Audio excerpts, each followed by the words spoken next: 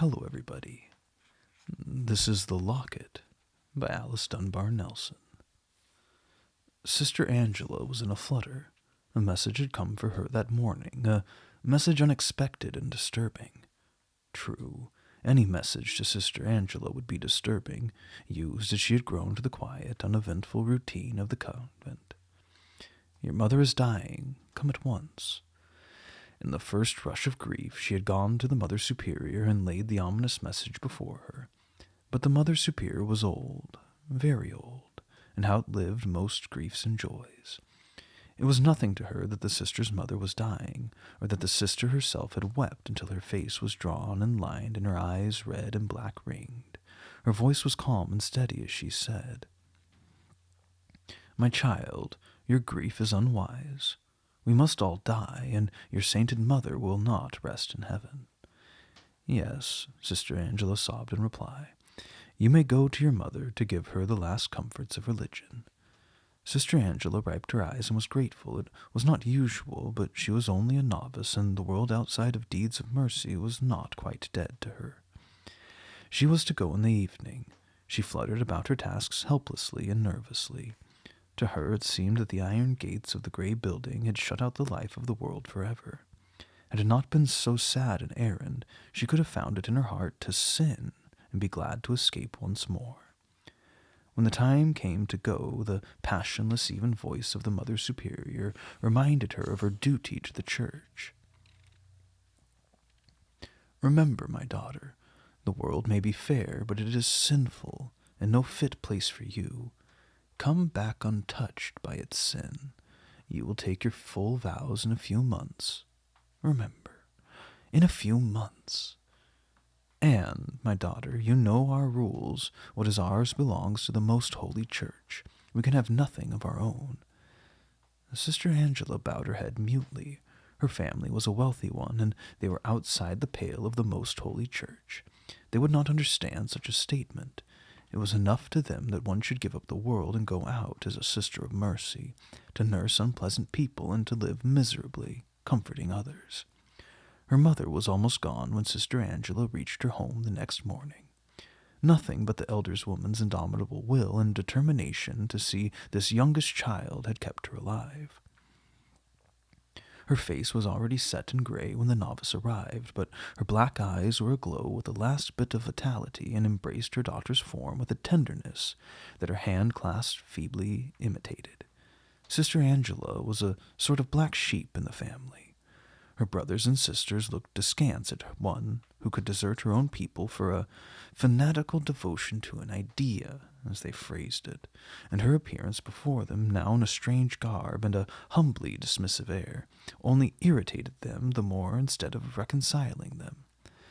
The mother's hand grew feebler, and she made a gesture for Sister Angela to grope under her pillow and bring forth a small object there. "It was your grandmother's locket," she whispered huskily. "It's always been cherished in the family.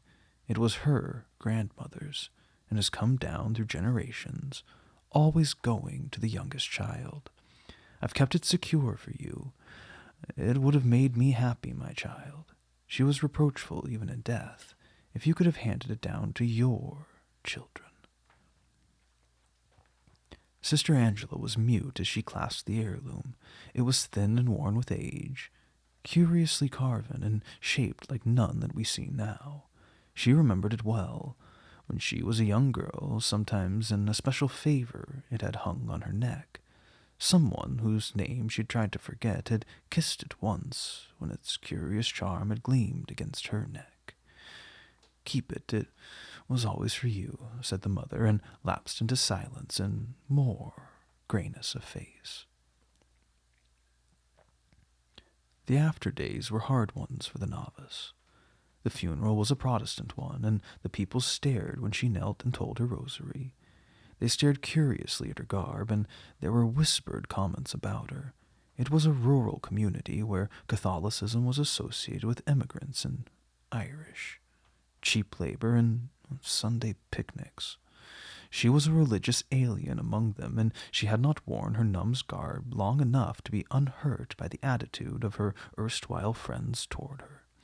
She felt, too, the strainedness of her family's affection, and she prayed hard not to grow bitter before she left the small town for the convent. It's not enough, she found herself murmuring resentfully between the prayers on her rosary. It's not enough that the narrowness drove me to the holy church, but that they should despise me now. She had loved one not as wealthy as her family deemed right for her to marry, and being denied each other, he had gone away proudly. When he said he would wed another whose family, as he expressed it, was less illustrious but more human, she became a novice, Sister Angela. She had closed that chapter of her life tightly and never dared let herself think of it, but it came rushing on her now, tempering her sorrow at her mother's death. There would be a will reading, and then they would all be dead to her again. They assembled in the somber library the day after the funeral. The widowed mother had divided the estate equally among her children, and Sister Angela was now a wealthy woman. When it was all over, she lingered until she found herself alone with the family lawyer. May I, she began timidly. Yes, he was a gruff old man in manner, but really very timid and bashful at heart. I want, she said. Of course, I don't need any property or money. He looked at her over his spectacles curiously. No, he said, and why not? We don't hold worldly goods. It's forbidden, you know. All the while she was guiltily conscious of the weight of the locket pressing against her breast. No property, no money, said the lawyer incredulously. Nothing. Ah, I see. Your order is strictly communal in its interests. Yes, I suppose so. She was blushing violently now. What if the locket were to be made a communal belonging? What do you wish me to do, then? He was an ardent Belemite, and there was something that seemed to approach the ideal condition. There are some formalities, I suppose, said Sister Angela vaguely, about turning over my share of estate to be divided among your relatives, of course, he assented, dipping his pen in the ink. No, she startled herself by her vehemence. No, it's for our order, for my convent. She was bitter again, though she crossed herself and prayed to be delivered from evil thoughts. They, the brothers and sisters, had driven her to renounce her share of the world, and they should not be the gainers thereby. The lawyer rode a few moments, then looked up at her keenly. You wish to deed everything belonging to you, everything unreservedly, even your share of jewels and such things? He inquired. Everything unreservedly, she repeated, and then blushed again. Her heart beat against the locket, and each beat seemed to strike a little gong on it which sounded, lie, lie, lie. You're keeping me. The lawyer took her confusion for timidity and the reaction from the strain of the last few days, and so gently led her to her room. She threw herself across the bed, and with her hands pressed against the guilty, accusing thing, trying hard to stifle her wicked thoughts and desires. The Mother Superior met her with her usual calm and imperturbability when she returned. The disposition of Sister Angela's worldly goods had been discussed within the gray walls, and the Mother Superior's face, as far as it was able, expressed satisfaction. You are a worthy handmaiden of the Church, my daughter, she said benignly. Sister Angela's heart leaped at the unwonted praise, then sank again as cold as lead, for the locket thumped rebelliously under the folds of her thick gown.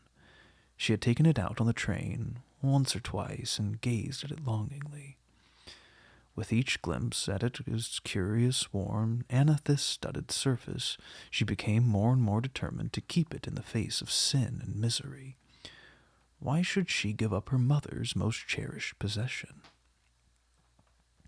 All that first day it lay hidden, and there was no thought of the danger of it being found. With night came the dormitories and the watchful eyes of the other nuns, eager to see that the novice, so lately gone forth into the world again, was not contaminated by her contact with the dross and earth. Her hands trembled as she unloosed her robes, and hid the locket in her discarded garb until she could creep under the friendly covers and clasp it tight again. The morning would bring another problem she knew, and prayed for courage to face, then chid herself that she prayed for help to sin further. Lay not up for yourselves treasures upon the earth, where moth and rust doth corrupt, where thieves break through and steal, but lay up for yourself treasures in heaven, where neither moth nor rust doth corrupt, and where thieves do not break through nor steal. For where your treasure is, there will your heart be also. The priest's voice droned drearily through the gospel. Sister Angela stirred uneasily as she knelt. It was Ash Wednesday, and the last day of her novitiate. Could she take the final vows tomorrow with this heavy sin still upon her? Had she not perjured her soul time and again in her confessions? Had she not purchased each absolution at the expense of her very heart's blood? She hung her head in very shame at her thought, and yet had she not suffered to keep this last keepsake of her mother's? All the stern, puritanical Protestantism in her nature had risen and joined forces with the later learned tenets of her new faith, and mocked her and put her to shame for the deceit she was practicing. Had it been a matter between her religion and her love, there would have been no question in her mind what to do. She would not conscientiously have deceived her faith to give herself happiness, no, nor even to have brought happiness to one of those to whom, according to the world, she owed allegiance. But this was something which involved her mother, and a memory of generations. She believed that she was sinning for the principle. Just how this was, or what was the principle, was not quite clear in her mind, but she thought she was carrying on the work of keeping in its place right the precious heirloom that had been handed down to her from years agone. For months now she had hidden her treasures in diverse places. Some fortunate days she had dared to carry it in the folds of her coarse gown across her bosom. There were other red-letter days, when, going abroad on some errand of mercy, she had been able to take out the treasure and gaze at it longingly. It was the last link that bound her to the world which grew fairer, and further it slipped from her grasp. She hugged it as a jewel rarer than some fabulous undreamed-of stone. No one regret had she for her lost wealth, gone to swell the coffers of the church, but she knew that it would be a wrench from which she would not soon recover if the locket were to be taken from her. The priest's voice droned on through the mass. There was a drowsy stillness in the chapel, which his voice seemed to accentuate. The tinkling host bell punctuated his murmurings with a mechanical irregularity. Sister Angela sat upright, her hand clutching her bosom frantically. Lay not up for yourself treasures. But her locket wasn't a treasure.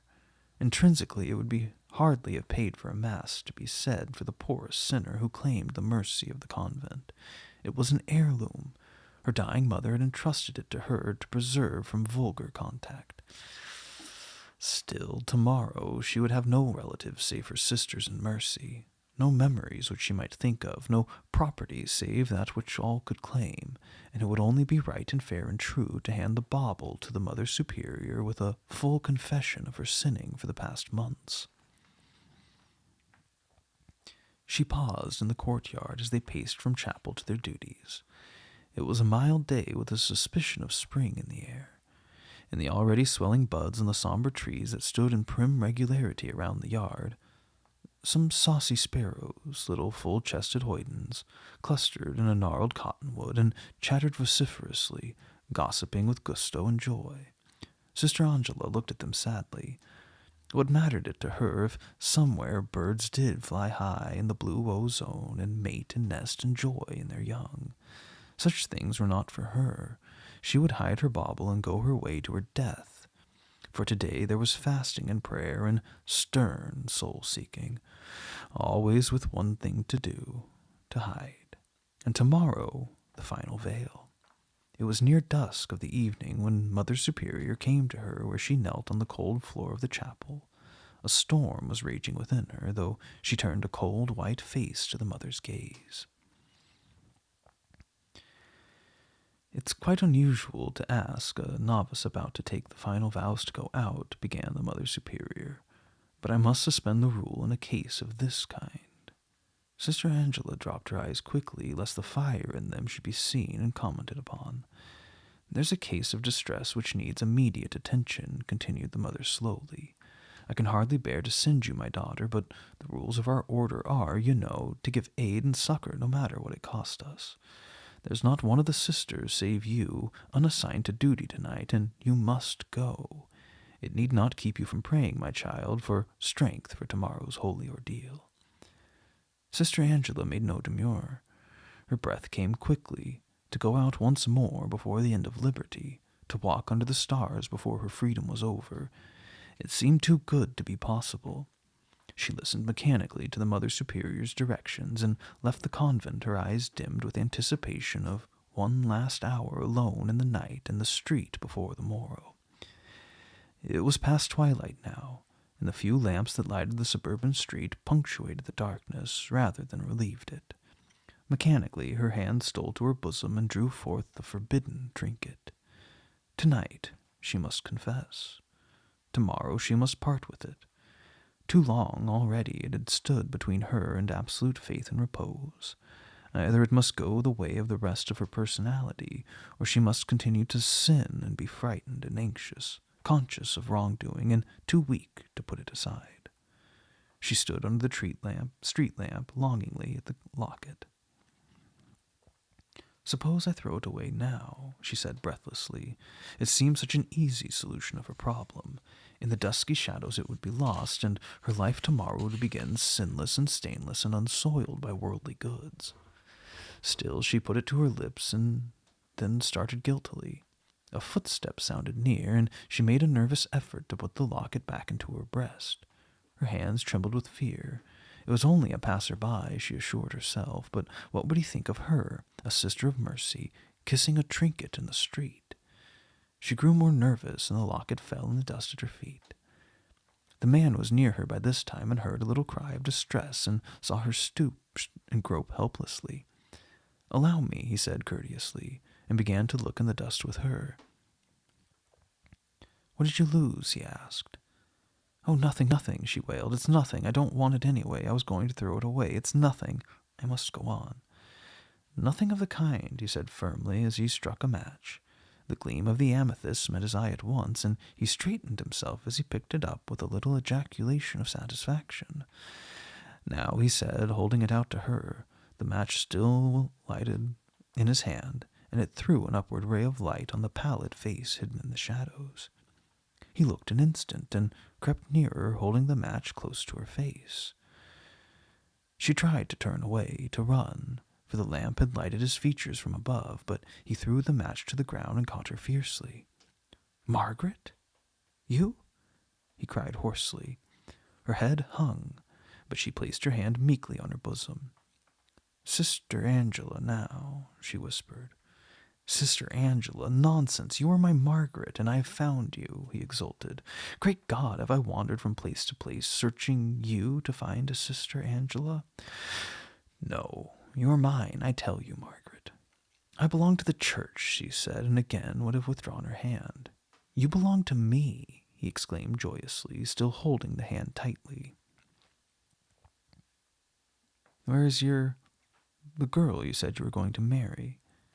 The woman in her hand triumphed over the none-to-be. "Nonsense! I never said so. Margaret, when I heard your mother was dead, I knew the chief obstacle to our marriage was gone, and I hurried to you. He put a word of scornful emphasis on the word. "They told me you were dead to them, and I thought the worst had happened. So I sent to find you anyway, with bitter, murderous thoughts about you, and find you thus, my little pure-souled angel. They didn't want me to enter the convent," she said simply. "But you're going with me now," he affirmed. "No," she wrenched her hand away. "You forget. I'm going on an errand of mercy. Let me pass. Tomorrow I take the vow." "You'll take it over my dead body. Margaret, we know we love each other. Come, little one, you can't afford to play with our happiness thus. Come with me now. I can arrange it all so easily, and no one will be the wiser. We need have no fears for the future. You know your heart will be with me should you shut yourself away in that prison, or give your life over to prayers and regrets. You owe something to life, and to me." The trinket still gleamed in his hand. She thought of her mother's words. After all, it ought to be passed on to another generation. Then she glanced at his face, and a great wave of loving pity surged over her as she noticed his drawn lines and graying temples. "But my errand," she wavered. "Perhaps it's some dying man whom I should comfort. Someone else will do it for you. Your duties as a sister of mercy should begin and end with me. Think of yourself. Think of me, of our 2 wrecked lives if you persist in leaving me. Think, too, Margaret," his arm had stolen quietly around her clumsy garb, "of a little home and children and love. Oh, little girl, don't bury yourself alive. Don't doom us both to lives of endless misery." "No." She straightened herself again, almost as she yielded to an impulse to sink unresistingly into his embrace. "No, it's a sin you ask me to commit." "Is it?" he asked quietly. "Would your life there be entirely sinless? Was not this a sin?" He held out the locket and smiled at the widening of her eyes. "I know, dear. Do you remember once on your birthday I kissed it on your throat?" "Yes, but you've been faithless," she whispered. "I've been driven to seek my fortune in other places save my home," he retorted, "by the pride of your family. If that's faithlessness, then I have been so, Margaret," he cried sharply. "We're wasting our chance for life's happiness. Come, come, you cannot sin in coming with me." "I've sinned enough," she said, taking the locket from him. "This made me. It brought us together. Come, we must hurry." She dropped her hand unresistingly in his, then she paused. "I have no money, nothing in this world but this locket," she said, looking up into his face. "Well, thank God that's enough," he said, and hand in hand they stepped out the circle of yellow light into the dimness of the long street.